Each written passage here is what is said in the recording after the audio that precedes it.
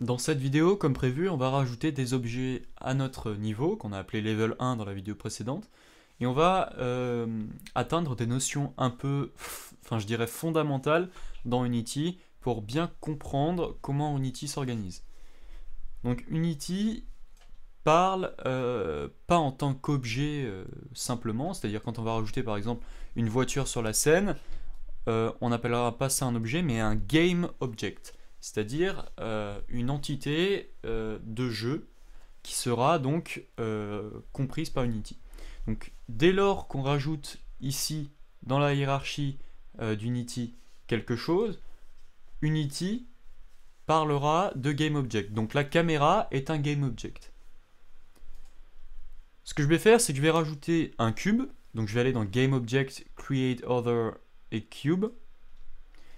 Et ce cube apparaît dans la hiérarchie, c'est-à-dire qu'il est compris comme un objet de jeu ou un game object par Unity. Notez que je peux le déplacer avec ce que l'on appelle un gizmo, donc ça c'est des notions de 3D élémentaires. Donc je peux le déplacer sur les différents axes avec cet outil.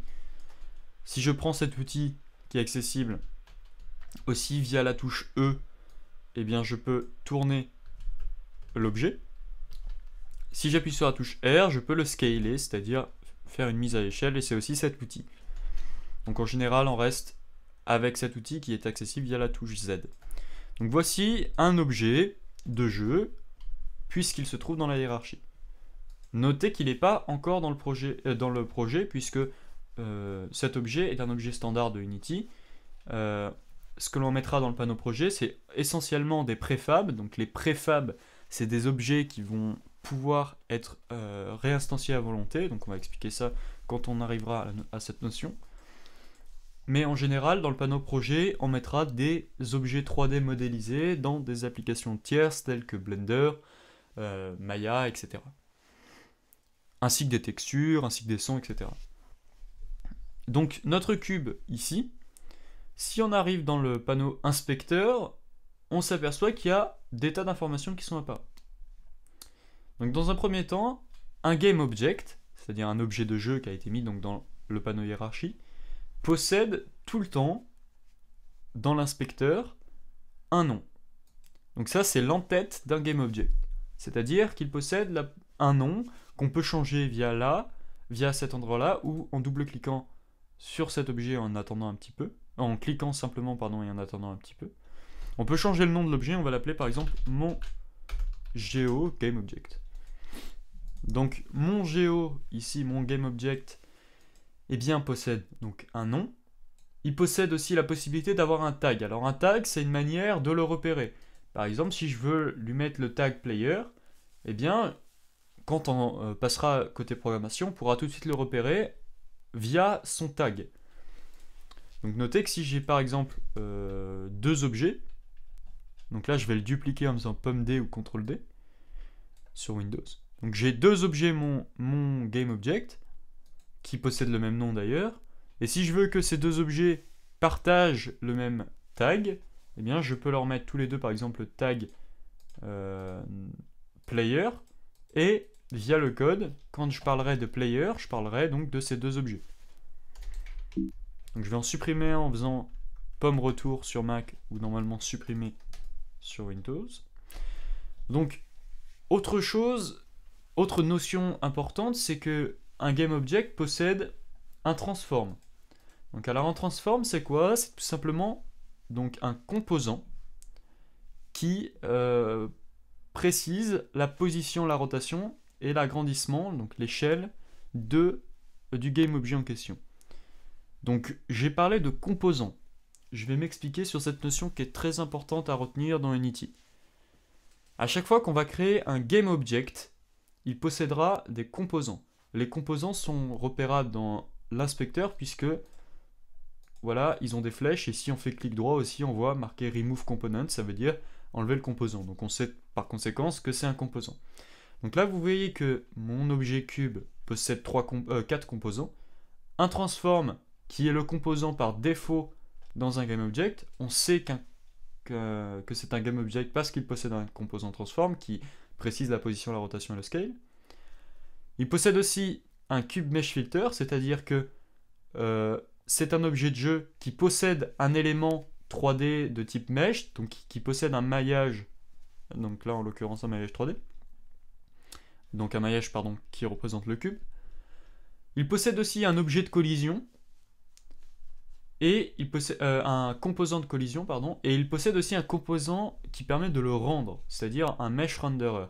C'est-à-dire que c'est un composant qui va permettre d'utiliser ce mesh pour pouvoir rendre à l'écran le cube.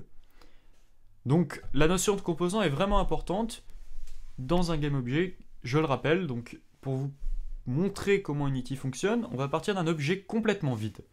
Donc je vais supprimer mon GameObject et je vais aller dans le panneau GameObject en haut et je vais faire Create Empty.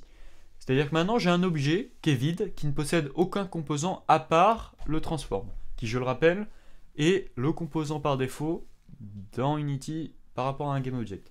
C'est-à-dire un GameObject possède toujours un composant transform qui précise donc la position, la rotation, le scale.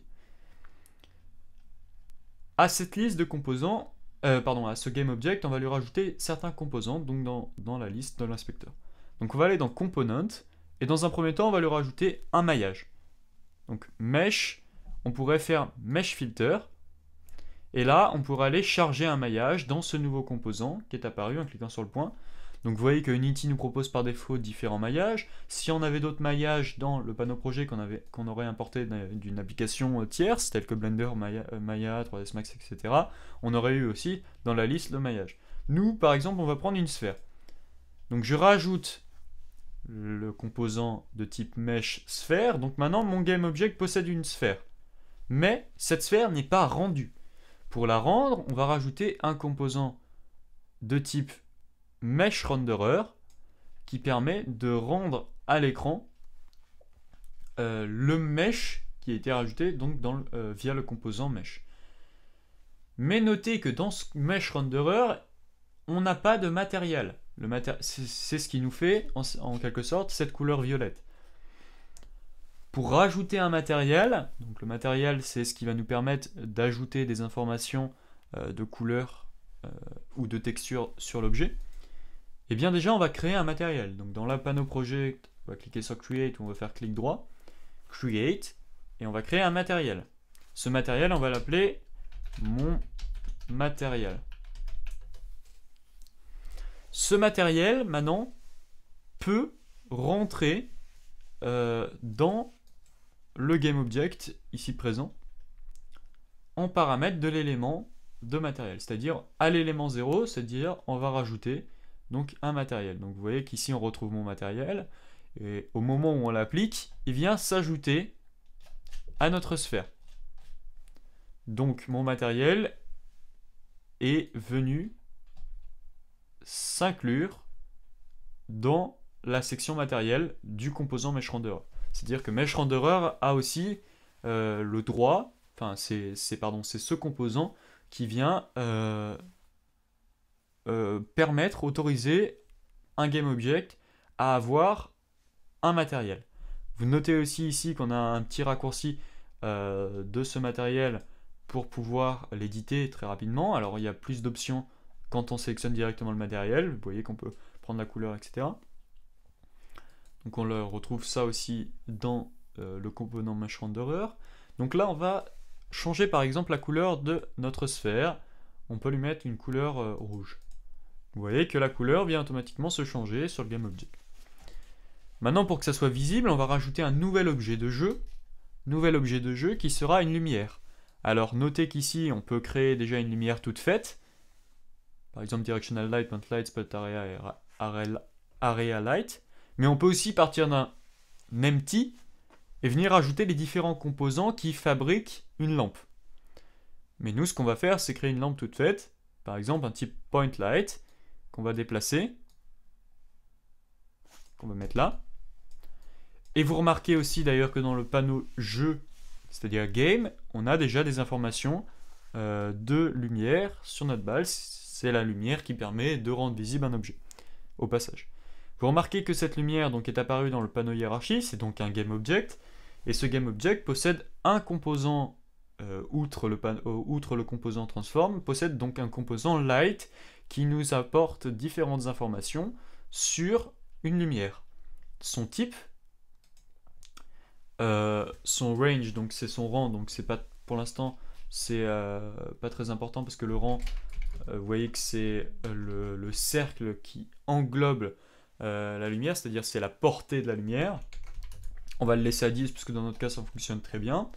On pourrait choisir une couleur pour cette lumière. On pourrait choisir une intensité pour la lumière. C'est la puissance de la lumière. Ensuite, on pourrait choisir le type de shadow, c'est-à-dire le type d'ombre. Notez que dans Unity, version gratuite, on n'a pas la possibilité d'avoir les ombres dynamiques. C'est-à-dire, en quelque sorte, essayer d'oublier les ombres et profiter uniquement du rendu qui sera dans la fenêtre game. Et on a des tas d'autres options. Donc le composant light du GameObject.Light ici permet donc de définir ce GameObject comme étant une lumière. Donc j'espère que c'est pas trop confus ce que je vous ai raconté. C'est donc des notions très très importantes. Donc je répète une dernière fois, un GameObject est un objet de jeu dans Unity. On sait que c'est un GameObject puisqu'il est dans ici la hiérarchie. La hiérarchie, je rappelle, c'est le panneau qui va nous montrer tous les objets qui se trouvent dans la scène courante. C'est-à-dire là, en l'occurrence, c'est les objets qu'on retrouve dans la scène level 1. D'ailleurs, au passage, si je crée une nouvelle scène, par exemple, ici, create... non, je peux pas faire directement ici, je vais être obligé de faire une nouvelle scène. Donc, vous voyez, new scene, je sauvegarde ma scène, c'est-à-dire je sauvegarde mon level 1.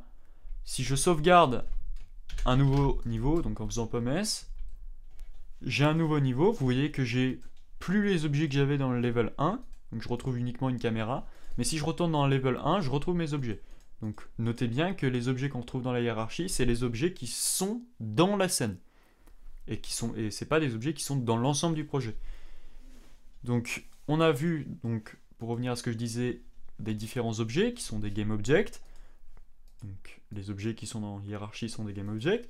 Et chaque GameObject possède des composants qui déterminent ce qu'est l'objet en question. Chacun des GameObjects possède un composant transform qui est donc le composant de base puisqu'il permet donc de définir une position à cet objet, etc. Et aussi, bien sûr, chaque GameObject possède une en-tête avec le nom, la possibilité de taguer des objets, c'est-à-dire une autre manière de savoir de quel objet on parle. Vous voyez que par défaut, il n'est pas tagué, untagged.